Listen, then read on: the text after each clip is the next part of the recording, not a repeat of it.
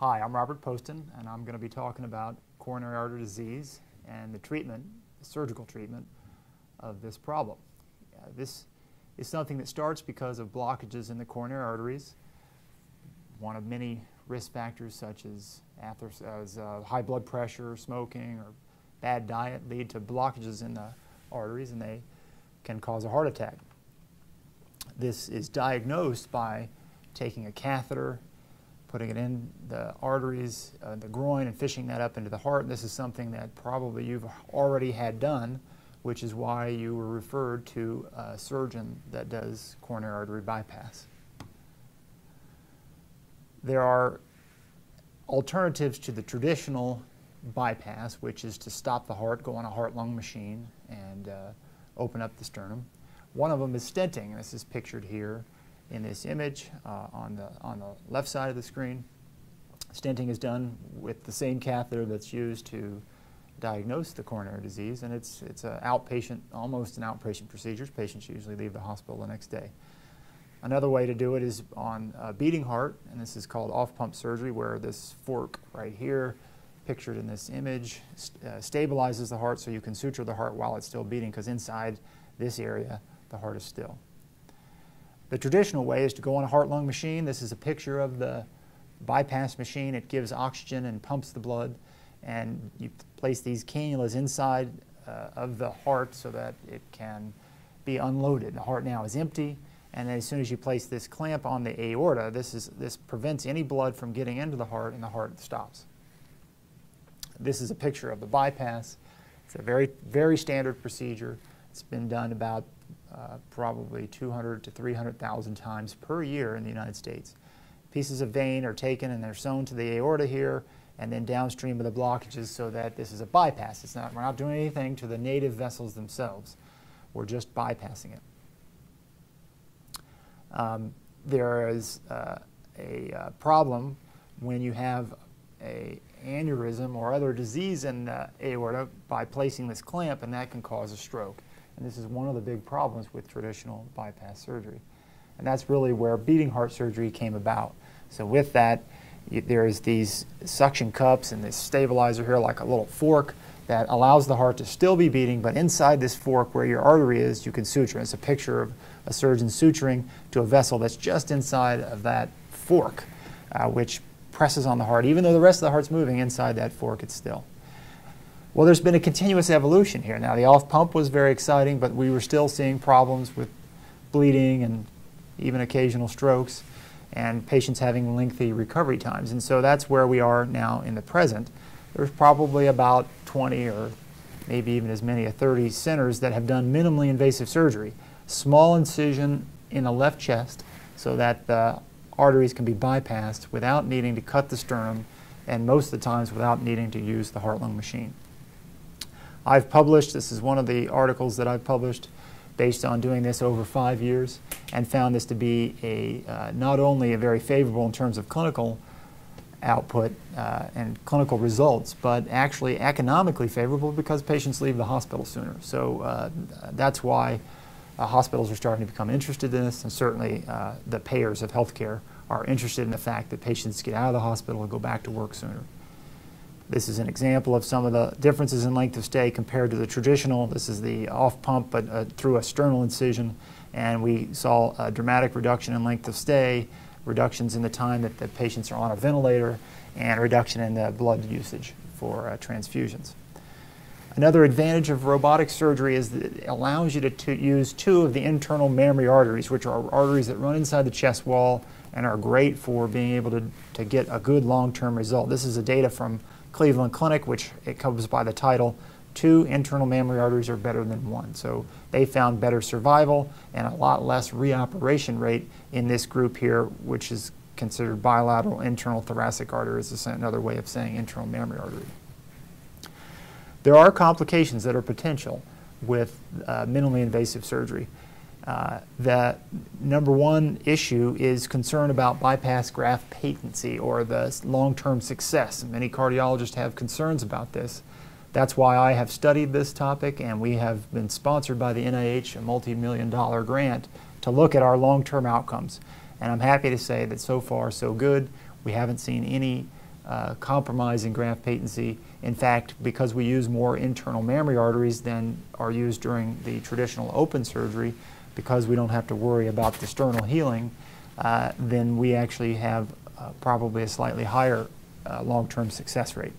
There's a risk that it might be converted. So in the middle of an operation, you might decide to do it minimally invasive, but you have to convert to an open. The main reasons for that would be somebody that can't tolerate breathing with only one lung. In order to create space in the left chest, you have to deflate that lung temporarily, and patients with poor lung function oftentimes might not tolerate that. There might not be good arteries to bypass through a small incision. If the arteries aren't of adequate size to suture, then that's not a good case to be doing a minimally invasive, or else you might risk to have to convert to an open procedure. Bleeding is another issue that occasionally would result in a conversion to an open procedure. But in general, once you have a sufficient level of experience with this operation, then the risk of conversion is very low, because there just isn't those types of cases that you're taking on. You learn who to select and who not to select.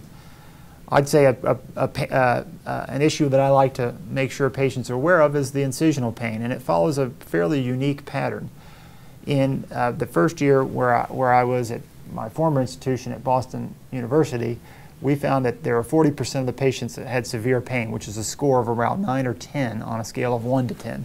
On that first day after surgery, right when you're waking up, very severe pain. That got better on day 1 and is almost gone by day 2. In our second year of our program, we had substantial improvements, but still kind of unacceptable. 25% or a quarter of our patients still had that severe 9 to 10 level pain, which is something that we like to avoid. That then goes down to about 10% on the first day and is almost gone by the time patients are going home. The final issue is the learning curve, and again, that's something that when you're going to somebody that doesn't have a lot of experience can potentially cause complications. But once you get a certain level of experience, then these are no longer factors for minimally invasive. The main candidates are people that have blockages that are suitable for bypass and are able to tolerate a transient period of breathing with one lung and don't have symptoms of being unstable, and that's due to blood pressure or due to the EKG.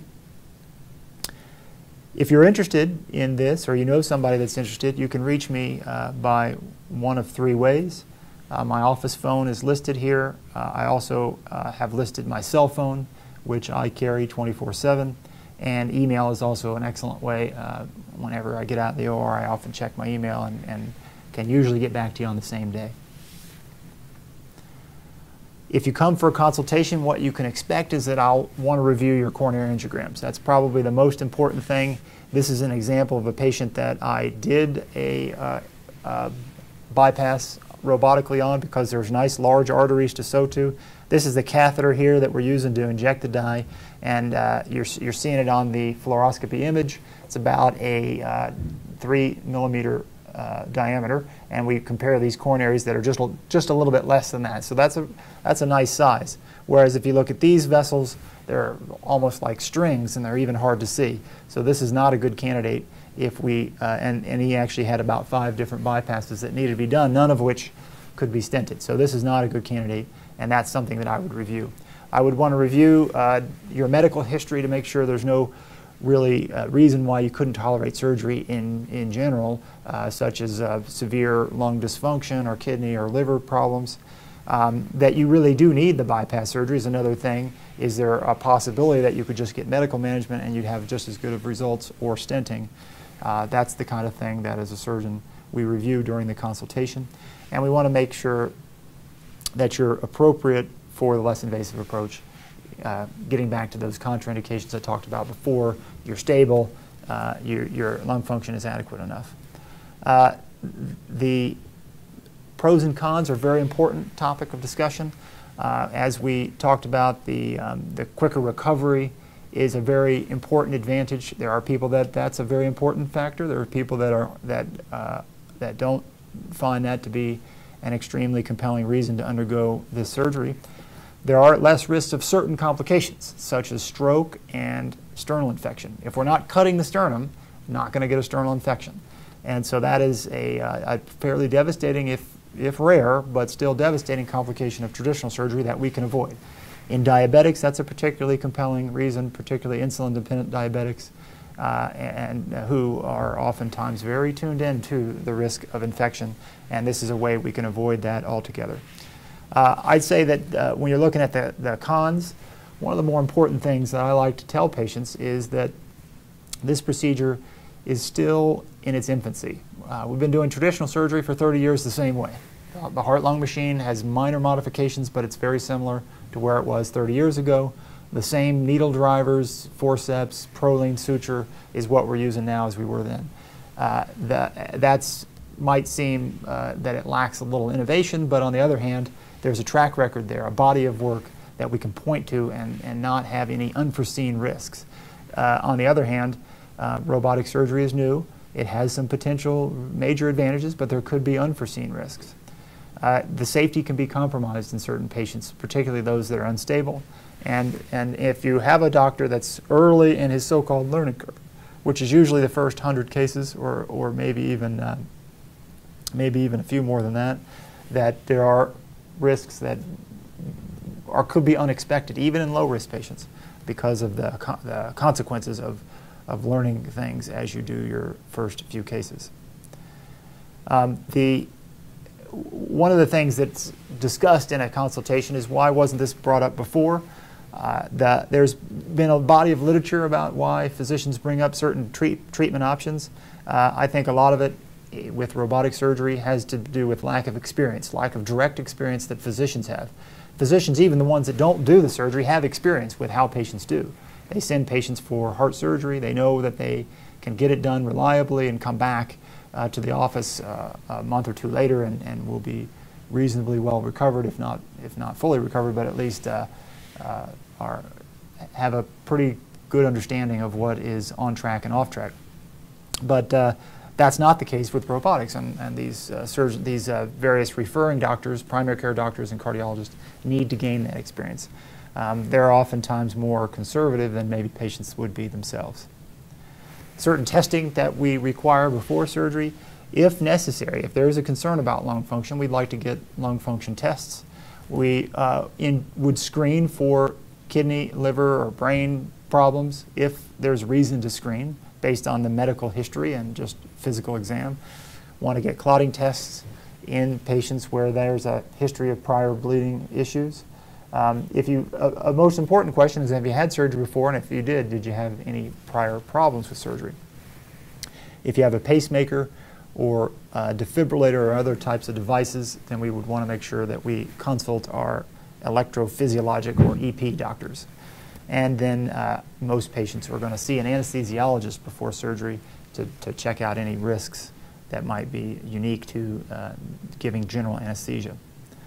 On the day of surgery, you typically arrive into the admitting office at about 6 a.m. If you're a second case, or in other words, you're following the morning case, then that time can vary.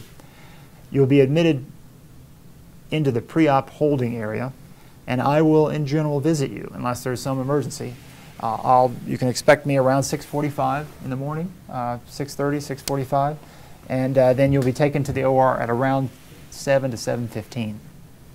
Typically, the first case will be done around noon, maybe as late as 2 p.m., and the patient will go up to the ICU, which is in the 4th floor. I will contact you immediately after the case. As soon as it's done, I'll come up and meet the family and discuss how things went. If the case is going to go beyond 3 p.m., a nurse on the team in the OR will contact you and provide you an update. If no update is provided, you are perfectly welcome to use my cell phone, which will ring in the operating room, and we can give you an update and apologize for not having done so. Probably the best way for family in general to get in touch with me is by email. I said that I look at that several times a day and promise you most times being able to get back to you within a 4 to 6 hour time frame. So it's a nice way for me to communicate in a way that's convenient because I can look at it after I get out of the operating room. I will contact, as a matter of rule, your primary care provider and cardiologist on the phone and let them know how things went. After surgery, you can expect to stay in the ICU for about anywhere from about half a day to a day and a half, and it depends on certain criteria for leaving the ICU, but most people after robotic heart surgery reach those criteria very quickly. You will then go to a step-down unit, and then you have certain criteria to meet in order to be able to go home, one of which is the most important, is being able to walk steady without assistance. Also getting off oxygen, which usually relates to being able to walk, because once you're walking, the lungs are usually fully expanded in order for you to do that. In the ICU, I usually round twice a day, once in the morning, 6:30, 6:45, and then again later in the evening after my second case, which would be about 4 to 5 p.m. In the step-down unit, typically once a day in the morning after I've done with my ICU rounds. If there is no update prior to discharge provided about your progress and prognosis, again, feel free to call the cell phone, and we'll be able to relay that to you. The email is another good way to get that detail. After discharge, we have studied this topic and found that the typical length of recovery is about 3 weeks, and that depends on how well you were functioning before surgery. Patients that are very physically active could even recover quicker than 3 weeks. If you have a surgical complication, such as wound infection or other type of more serious complication, that's going to obviously delay the recovery. The pain being well controlled is a topic that can affect the length of recovery, but in almost every patient, this is not an issue after they leave the hospital. The clinic visit after surgery is usually at 3 weeks. We will schedule that for you. The purpose is mainly just to check for any surgical complications, the healing of the wound, and assess for any other problems that a surgeon should be looking at as compared to the primary care doctor or the cardiologist. If you have any problems before the clinic visit, I would emphasize again to get in touch with me either by cell phone or by email. After the bypass surgery, that's one of the tests that I like to get, is a CT scan. This is an image of a CT scanner. It's an open air, kind of like a donut. It's not like an MRI where you can get claustrophobic. It allows us to look at the bypass grafts and make sure that they are functioning well. Not something that is mandatory, but it does give us a good assessment of the results. This is a picture of an angiogram. This is the heart. This is the right internal mammary artery, which was disconnected downstream and then swung over onto the artery on the front of the heart called the left anterior descending. This is a left internal mammary artery, and it's attached to an artery going off to the left side of the heart. This was done on a beating heart through a 2-inch incision, and so therefore, because it's got these technical challenges of trying to suture through small holes and on a beating heart, it's nice to be able to show to the referring doctors that we are getting good results, which is ultimately what they care about, is that these bypass grafts are functioning well. After you go home, the kind of symptoms that would be worrisome is chest pain, but I would want to emphasize that chest pain is going to be common if it's coming from the incision. If it's happening when you cough or when you put pressure on your wound, that's not concerning. If it's happening and it's similar to the types of chest pain that you had before your heart surgery, that's more concerning. Wound problems, if you had redness or swelling, and particularly pus coming from the wound, that would be something to get back in touch. Breathing difficulties, particularly if they get progressively worse, make us think that fluid might be building up in the chest outside the lung, and that needs to be drained with a needle. There could be other issues, but these are the top ones, and if there is anything that is of concern, I do not have any problems with hearing from you. There's my cell phone and there's my email. So these are, this is kind of a summary of the overview of your experience likely to be with robotic surgery. We have several other staff that are also interested in interacting with you on this presentation, and I think you'll find their viewpoints very valuable. Thank you for considering coming to our hospital here at University of Arizona, and I hope you have a very excellent experience and excellent outcome.